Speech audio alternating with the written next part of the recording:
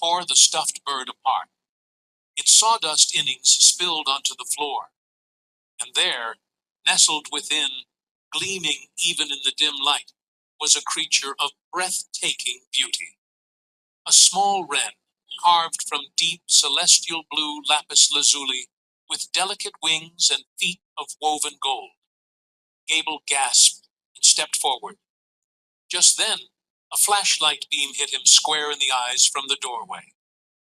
"I think that's quite enough, Herb," Maggie said, her voice steady. Behind her stood two very large, very real police officers. Maggie had been listening, and she'd called for backup. Part 4.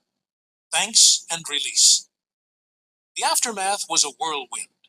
Herb Gable was arrested for breaking and entering, attempted theft, and conspiracy. The story of the recovered Cobalt wren made national news, painting Uncle Silas as a brilliant, flawed enigma. Ellie sat in the now quiet shop a few days later,